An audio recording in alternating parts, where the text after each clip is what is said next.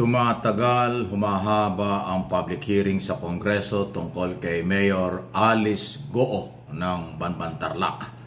Mas lalo daw po dumadami ang problema at pabago-bagong mga statement na nagpapalabo sa katotohanan. Ayan po ang sinasabi ngayon ni Senator Risa Ontiveros na chairman ng komite. Pakinggan natin. Tanong na naman kaysa sa sagot. Daming inconsistencies, hindi lang sa pagitan ng mga dokumento at mga sagot niya, pati sa pagitan ng sinabi niya nung unang hearing, sinabi niya nung exclusive interview, at sinabi niya dito sa hearing na ito. Di ba, yung mga bagay na totoo, dapat simple lang, dapat consistent. So kapag pabago-bago, contradicting herself, unpredictable, mas lalong kaduda-duda kaysa sa nagbibigay ng kumpiyansa. At siguro yung isa pang pinaka-misteryoso, sino ba namang mga tao ang hindi naturalesa na pag tinanong mo, o anong memories mo nung bata ka, na kusang lalabas yun, di mo nga mapigilan kasi ang dami-daming alaala. Honestly, ngayon lang ako nakakilala ng taong walang makwentong mga specific, makulay, or even nakakatawang alaala sa pagkabata. So lalo lang lumalalim yung misteryo tungkol sa pagkatao ni Mayor Alice Goo. At ano ang ginagawa ng mga negosyo niya dito sa Pilipinas? So ayan, no? Parang punong-puno ng pagdududa. Punong-puno ng malabong impormasyong nakukuha ang komite ng Senado. By the way, ilang komite ba yan? Committee on Women's, Children's and Family Relation.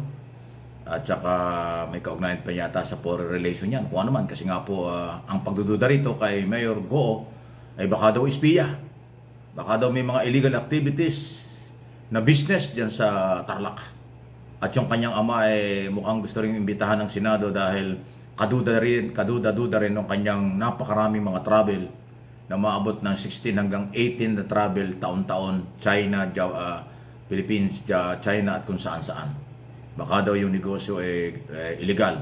Dahil nga itong si Mayor Goo, 38 years old, pero merong 300 million asset. Nagkaroon ng chopper, sports car, mamahaling mga sasakyan, nakapagpatayo ng kung ano-ano mga building dyan at negosyo dyan sa Banban Tarlac, at puro Chinese national ang mga partner. So baka may mga illegal activities. So, alam po ninyo, huwag po nating ibaliwala itong investigasyon na ito. Kasi nakasalalay po ang national security ng ating bansa dito. Dahil kung ito ay lehitimong taga-China at hindi naman talaga Pilipino, kahit pa ulit-ulit niya sinasabing siya ay Pilipino, ay kung espiya nga yan, napakadelikado. Mayor, inihalal na mayor kung magiging espiya, napakadelikado nun. Although wala pa hong pagpapatunay dyan. Kaya nga iniimbestigahan. Hindi lang Kongreso po nag-iimbestiga dyan. Alam nyo, merong tuloy-tuloy na investigasyon ang Executive Department. Kinumpirm na yan ni Secretary Gibo Teodoro dahil ang Department of National Defense, ang buong military establishment at PNP ay nagdududa dyan sa galaw na yan ng mayor. Okay? Kaya from local to national government ay nag-iimbestiga dyan. At pag napatunayan, pwede po yung ipa-deport kung hindi talaga Pilipino. Kahit magaling siya mag-Pilipino, pero yung kanyang lahin, ang kanyang mga statement po ay malayo sa pagpapatunay na siya lehitimong negosyante at Pilipino na pinagdududahan ng mga senador. Wala pang senador siyang nakukuhang kakampi. Lahat ng senador na nagtanong sa kanya ay nagduda. Gatchalian, Tulfo, Ontiveros, Loren Legarda, sino pa ba? Si Jinggoy Estrada, lahat. At tayong mga Pilipinong nanonood ng public hearing, kayo ba'y naniniwala na yan ay Pilipino? Naniniwala ba kayo na tama sinasabi niya? Ayan po yung tanong natin. Kasi nga po, bakit siya ay napakayaman sa edad na 38 years old tapos single siya? Kung meron man siyang ka-live-in o boyfriend, wala tayong pakialam, personal na buhay yun. Pero sinasabi niya, wala siyang asawa, single siya. So, bakit siya yumaman ng ganyan? Tapos hindi siya kilala ng mga ibang local executive, especially yung Office of the Governor, ni Governor Yap. Alam mo, pag ikaw ay gobernador ng isang lalawigan, imposibleng hindi mo kilala ang lahat ng mga mayor. Pero siya, nakilala lang daw niya nung after election na. Nagtataka rin yung Office of the Governor bakit nagkaroon ng mayor na pinagdududahang hindi Pilipino diyan sa kanyang lugar, sa Tarlac. Napakalapit lang po ng Tarlac sa West Philippine Sea. Napakalapit lang po ng Tarlac sa Metro Manila. Katabi lang halos yan ng Pampanga na kung saan nandyan ang Clark International Airport na posibleng dyan dumadaan kung anumang mga negosyo, transaksyon ng grupong yan at ng kanyang amang nagpapakilalang ama na labas-pasok ng bansa, Pilipinas. So, ayan po ang mga nangyayari. So, walang personalan yan.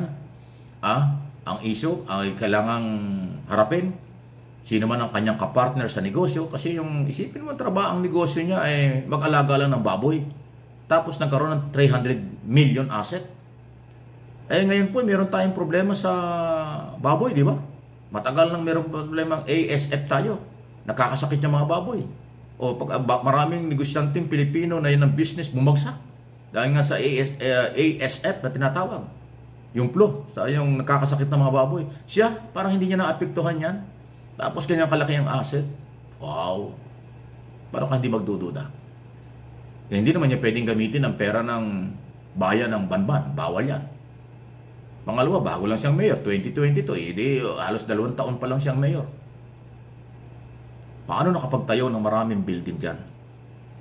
So, kailangan talaga ang intelligence community, counterintelligence, dyan po gamitin ng national government ang mga pondo sa intel at counter-intel para malaman ano at sino nasa likod nito. Baka mamaya China ang nangangapital dyan. Baka mamaya People's Republic of China o People's Liberation Army ang mga tao dyan. Delikado. Nasa pusod ng Pilipinas. Nasa sentro ng Central Luzon o ng Luzon, ang Tarlac. Malapit sa lahat. So, malapit sa airport, malapit sa Maynila, malapit sa West Philippines, ito na sinabi ko. Wow! Pag ito ay napatunayang hindi Pilipino, talagang naging threat yan at magiging threat pagka nagpatuloy sa national security. Kaya tulungan natin, suportahan natin, walang politika, walang kampihan at maaari, katotohanan, tulungan natin ang mga otoridad na nag-iimbestiga rito. Dahil ang isinasalba at pinoproteksyonan ng paghahanap ng katotohanan ay ang seguridad ng bansa. Yung mga pro-China, na mga vlogger at followers natin, nakikita ko, naririnig ko, pinagtatanggol pa nila si Mayor Goo. Bakit ito pinagtutulungan ng gobyerno ito? Natural. Pinagdududahan Security ng bansa nakataya. Kailangan pagtulungan para alamin ang katotohanan, hindi para sirain. O yung mga vlogger po at mga tagapagtanggol ng China, lagi niya na sinasabi, inaargabyado raw si Mayor Goo, ginigipit daw, hinaharas daw. Nakita niyo yung mga galaw nila. Sa halip na tumulong sa gobyerno dahil Pilipino ang pinagtatanggol dito, until now ganyan ang mga hugot nila. Kaya huwag kayong maniwala sa mga propagandista o kumakampi sa mga bansang nananako ng aagaw ng teritoryo ng ating bansa. Hindi ko sinabing si Mayor ay kasama dyan. Siya lang ay pinagdudahan at iniimbestigahan. Until now, inosente pa siya, pero iniimbestigahan. Okay? Yan po ang malinaw.